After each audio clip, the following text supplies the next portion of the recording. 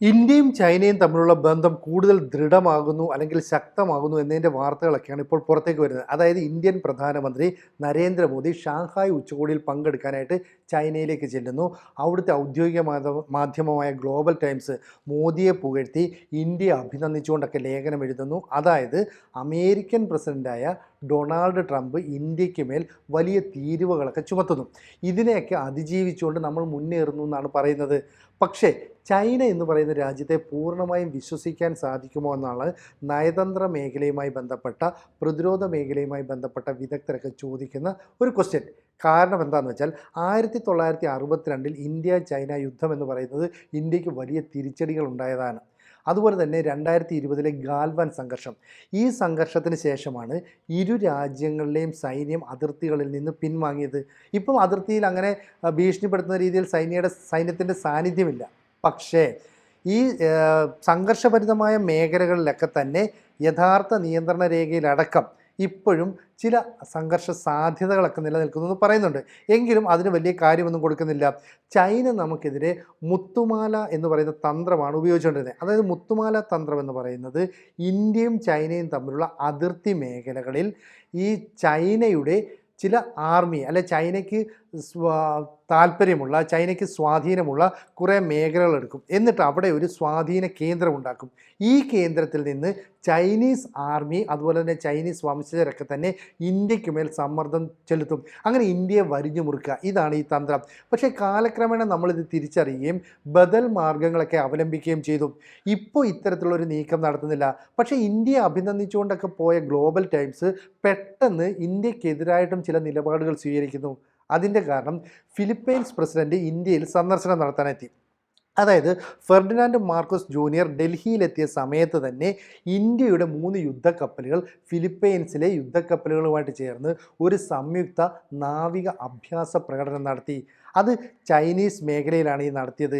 ഇത് ചൈനയെ സംബന്ധിച്ച് ഒരു ഞെട്ടൽ ഉളവാക്കുന്ന കാര്യമാണ്. ചരിത്രത്തിലാദ്യമായാണ് ഇന്ത്യ ഫിലിപ്പൈൻസുമായിട്ട് ചേർന്ന് തെക്കൻ ചൈന കടലിൽ ഇത്തരത്തിലൊരു സംയുക്ത അഭ്യാസ പ്രകടനം നടത്തുന്നത്.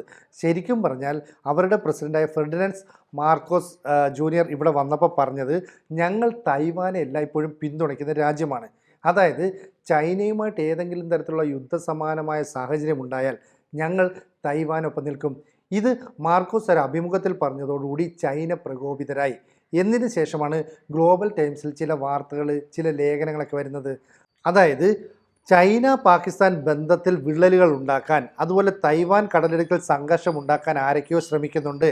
ആ ശ്രമിക്കുന്നത് അത്ര ഗുണകരമായിരിക്കില്ല.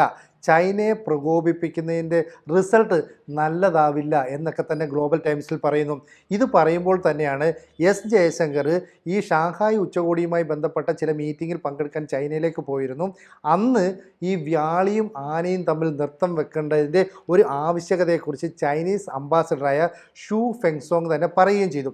പിന്നീട് അവരുടെ വൈസ് പ്രസിഡൻ്റായ ഹാങ് ഷെദാമും ഇതിന് സമാനമായ ചില നിലപാടെടുത്തു. ശരിയാണ്, ഇന്ത്യയും ചൈനയും തമ്മിൽ ഒന്നിക്കുന്നു എന്നതിൻ്റെ സൂചനകളുമായി ബന്ധപ്പെട്ട് വ്യാളിയും ഗജവും അതായത് ആനയും തമ്മിൽ ഒന്നിച്ച് നിൽക്കുന്നു, നൃത്തം ചെയ്യുന്നു. ഈ രീതിയിലാണ് കാര്യങ്ങൾ പോകുന്നത്. പക്ഷേ ഇവിടെ മറ്റൊരു പ്രശ്നമുണ്ട്. ഫിലിപ്പൈൻസ് പ്രസിഡന്റ് ഇന്ത്യയിൽ വന്നപ്പോൾ ബ്രഹ്മോസ് ക്രൂയിസ് സൂപ്പർസോണിക് മിസൈൽ അത് കൈമാറ്റം ചെയ്യുന്നതുമായി ബന്ധപ്പെട്ട നേരത്തെ ചർച്ചകളൊക്കെ നടന്നതാണ്. ഇതിനപ്പുറത്തേക്ക് അന്താരാഷ്ട്ര മാരിടൈം നിയമങ്ങളുമായി ബന്ധപ്പെട്ട ചില നിർണായക കരാറുകളിലേക്ക് കടക്കുന്നു. അതായത് തെക്കൻ ചൈന കടലിൽ ഇന്ത്യ സ്വാധീനം ഉറപ്പിക്കാനുള്ള ചില ശ്രമങ്ങൾ നടക്കുന്നുണ്ടോ എന്നാണ് ഇവർ സംശയിക്കുന്നത്. അതുകൊണ്ടാണ് ഇന്ത്യയുടെ 3 യുദ്ധക്കപ്പലുകൾ ഫിലിപ്പൈൻസിലേക്ക് പോവുകയും അവിടെ ഫിലിപ്പൈൻസ് നേവിയുമായിട്ട് ചേർന്ന് സൈനിക അഭ്യാസ പ്രകടനങ്ങൾ നടത്തുകയും ചെയ്തത്.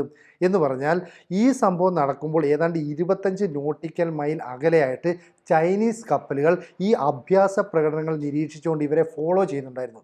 പക്ഷേ അനിഷ്ട സംഭവങ്ങളൊന്നും ഉണ്ടായിട്ടില്ല. എന്നാലും അന്താരാഷ്ട്ര തലത്തിൽ ലോക മാധ്യമങ്ങൾ ലോകത്തിലെ മറ്റ് നേവികളൊക്കെ തന്നെ ഈ നീക്കത്തെ വളരെ കൃത്യമായിട്ട് നിരീക്ഷിച്ചു. കാരണം ഇത്തരത്തിലൊരു പിന്തുടരൽ ചൈന നടത്തുക എന്ന് പറയുന്നത് അവർക്ക് ആ മേഖലയിൽ ഭീഷണി ഉണ്ടായി. ഈ സംയുക്ത സൈനിക പെട്രോളിംഗ് എന്ന് പറയുന്നത് അവർക്കത്ര ഇഷ്ടപ്പെട്ടില്ല എന്നുള്ളതാണ് മനസ്സിലാക്കുന്നത്. എന്തായാലും അന്താരാഷ്ട്ര ചട്ടങ്ങൾ ലംഘിക്കുന്ന തരത്തിൽ ചൈന നടത്തിയ ഇടപെടൽ പോലെയൊന്നും അല്ല ഇതെന്നും വിലയിരുത്തപ്പെടുന്നുണ്ട്. എന്തായാലും തെക്കൻ ചൈന കടലിന് സമീപത്തുള്ള ഈ ഫിലിപ്പൈൻസ് അടക്കമുള്ള രാജ്യങ്ങളിൽ ചൈന വലിയ കടന്നുകയറ്റമൊക്കെ നടത്താനായിട്ട് ശ്രമിക്കുന്നുണ്ട്. അതുകൊണ്ട് തന്നെ അവർ പലയിടത്തും കൃത്രിമ ദ്വീപുകൾ നിർമ്മിക്കും, സ്വത്തുകളിൽ അവകാശവാദം ഉന്നയിക്കും. മാത്രമല്ല ഈ പവിഴ ദ്വീപുകളിലൊക്കെ ചൈനീസ് ആർമിയെ വിന്യസിക്കും. ഇത് സംഘർഷ സമാനമായ സാഹചര്യമൊരുക്കും. ഇത് തന്നെയാണ് ഫിലിപ്പൈൻസിനെതിരെ ഒരു നീക്കം നടത്താനായിട്ട് ചൈനയെ പ്രേരിപ്പിക്കുന്നത്. അതായത് തൈവാൻ കടലിടുക്കിൽ സംഘർഷം ഉണ്ടാക്കാൻ ശ്രമിക്കുന്നത് മറ്റ് ചില രാജ്യങ്ങളാണെന്ന് വരുത്തുന്നു. അതായത് ഈ പ്രശ്നവുമായി ബന്ധപ്പെട്ട് നേരിട്ട് കണക്ഷനുള്ള രാജ്യങ്ങൾ മാത്രമേ ഇതിൽ ഇടപെടാവൂ. അപ്പോൾ ഇതുമായിട്ട് നേരിട്ട് ബന്ധം ഇന്ത്യക്കില്ല. പക്ഷേ ഫിലിപ്പൈൻസുമായിട്ട് ചേർന്ന് സംയുക്ത നാവിക അഭ്യാസ പ്രകടനം നമ്മൾ നടത്തി. അപ്പോൾ ഗ്ലോബൽ ടൈംസിന് ഇക്കാര്യങ്ങൾ വിമർശിക്കണമെന്നുണ്ട്.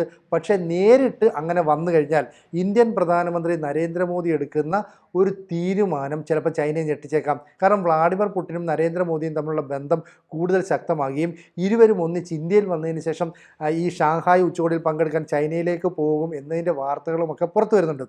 ഈ സമയത്ത് ഗ്ലോബൽ ടൈംസിന് ഫിലിപ്പൈൻസിനെ അന്ധമായി കുറ്റപ്പെടുത്തുക എന്നതിനപ്പുറത്തേക്ക് ഇന്ത്യക്ക് നേരെ വിരൽ ചൂണ്ടാൻ ധൈര്യമില്ല. അതുകൊണ്ടാണ് പ്രശ്നവുമായി നേരിട്ട് ബന്ധമുള്ളവർ മാത്രമേ ഇതിനകത്ത് ഇടപെടാൻ പാടുള്ളൂ എന്ന് ഇൻഡയറക്റ്റായിട്ട് പറഞ്ഞു വെക്കുന്നത്. മാത്രമല്ല ഈ ചൈനയ്ക്കും ഇന്ത്യക്കും തമ്മിൽ കൂടുതൽ സൗഹൃദം മെച്ചപ്പെടുത്താനായിട്ട് മറ്റ് ചില കൂട്ടായ്മയുണ്ട്. അതിലൊന്നാണ് ഈ ഷാങ്ഹായ് കോപ്പറേഷൻ ഓർഗനൈസേഷൻ എന്ന് പറയുന്നത്. മറ്റൊന്ന് നമ്മുടെ ബ്രിക്സ് കൂട്ടായ്മയാണ്. അപ്പോൾ ബ്രിക്സിൽ മുൻതൂക്കം ഇന്ത്യക്കാണെങ്കിൽ ഈ ഷാങ്ഹായ് ഉച്ചകോടിയിൽ മുൻതൂക്കം ചൈനയ്ക്കാണ്. അതുകൊണ്ട് തന്നെ ഷാങ്ഹായ് ഉച്ചകോടിയിലെ പ്രധാന തീരുമാനങ്ങളെല്ലാം ചൈനയ്ക്ക് താല്പര്യമുള്ള രീതിയിൽ വരും. പക്ഷേ ബ്രിക്സിലേക്ക് വരുമ്പോൾ അവിടെ ഇന്ത്യൻ തീരുമാനങ്ങൾക്കായിരിക്കും മുൻതൂക്കം ലഭിക്കുക. അതുകൊണ്ടാണ് ബ്രിക്സിന് സ്വന്തമായി കറൻസി വേണമെന്ന് പറഞ്ഞപ്പോഴും ഇന്ത്യയും റഷ്യയും അതിനോട് അനുകൂലിച്ചില്ലെന്ന് മാത്രമല്ല അത് വേണ്ട എന്നുള്ള ഒരു നിലപാട് സ്വീകരിക്കുകയും ചെയ്തു. അവരൊരു പക്ഷേ ചൈന അതിനകത്ത് ഞെട്ടലൊക്കെ രേഖപ്പെടുത്തിയിട്ടുണ്ട്. എന്തായാലും ഇന്ത്യയും ചൈനയും തമ്മിലുള്ള അതിർത്തി മേഖലയിലെ പ്രശ്നങ്ങൾ ഏതാണ്ട് ശാശ്വതമായി പരിഹരിക്കുന്ന രീതിയിലാണ് കാര്യങ്ങൾ മുന്നോട്ട് പോകുന്നത്. അതായത് നമ്മുടെ ആനയും വ്യാളിയും തമ്മിൽ നൃത്തം ചെയ്ത് മുന്നോട്ട് പോകുന്നു എന്ന രീതിയിൽ ചൈനീസ് മാധ്യമങ്ങൾ വാർത്ത വരുന്നു. അവിടുത്തെ ഫ്ലക്സും ഹോൾഡിങ്സും ഒക്കെ വെക്കാനായിട്ടുള്ള രീതിയിൽ കാര്യങ്ങൾ മുന്നോട്ട് പോകുന്നു. പക്ഷേ സംഘർഷത്തിൻ്റെ സ്വാധീനം ഉണ്ടായാൽ ഈ ആനയുടെയും വ്യാളിയുടെയും നൃത്തത്തിലെ താളങ്ങളൊക്കെ പിഴച്ചു പോകാനുള്ള ഒരു സാധ്യതയുണ്ട്. ഇത് നമ്മൾ കൃത്യമായിട്ട് മുന്നിൽ കാണുന്നുണ്ട്. അതുകൊണ്ടാണ് ചൈന അവരുടെ ഗ്ലോബൽ ടൈംസിൽ ഇന്ത്യൻ പ്രധാനമന്ത്രി നരേന്ദ്രമോദിയെ അമേരിക്കയുടെ ഭീഷണിയെ അതിജീവിക്കുന്ന ഇന്ത്യൻ സമ്പദ് വ്യവസ്ഥയൊക്കെ വളരെയധികം അഭിനന്ദിക്കുന്നത്. ഒപ്പം തന്നെ ഫിലിപ്പൈൻസ് എന്ന് പറയുന്ന രാജ്യവുമായിട്ട് ഇന്ത്യൻ നാവിക സേന ബന്ധം സ്ഥാപിക്കുന്ന അവരെ ഭയപ്പെടുത്തുന്നു. കൂടാതെ ചൈനയെ എതിർക്കാൻ വേണ്ടിയിട്ട് നമുക്ക് ക്വാഡ് എന്ന് പറയുന്ന സഖ്യമുണ്ട്. അമേരിക്കയും ഓസ്ട്രേലിയയും ജപ്പാനും ഇന്ത്യയും അടങ്ങുന്ന സഖ്യം. ഇതും ചൈനയ്ക്ക് ഭീഷണി ഉയർത്തുന്നതാണ്. അപ്പോൾ സമുദ്രമേഖലയിൽ ആധിപത്യം സ്ഥാപിച്ചുകൊണ്ടിരിക്കുന്ന ചൈനയ്ക്ക് അതേ നാണയത്തിൽ ഇന്ത്യ മറുപടി കൊടുത്തുകൊണ്ടേയിരിക്കുന്നു. ആ മറുപടിയെ ചൈന ഭയപ്പെടുന്നുണ്ട്. അതുകൊണ്ടാണ് ഗ്ലോബൽ ടൈംസിൽ പരോക്ഷമായിട്ട് ചില വിമർശനങ്ങളൊക്കെ ഉന്നയിക്കുന്നത്. എന്തായാലും ഈ ഷാങ്ഹായ് ഉച്ചകോടി ഏതാണ്ട് പടിവാതിൽക്കൽ എത്തി നിൽക്കുന്നതുകൊണ്ട് ഇന്ത്യയെ കൂടുതൽ പ്രകോപിപ്പിക്കാതിരിക്കാൻ ചൈന കൃത്യമായിട്ട് ശ്രദ്ധിക്കും.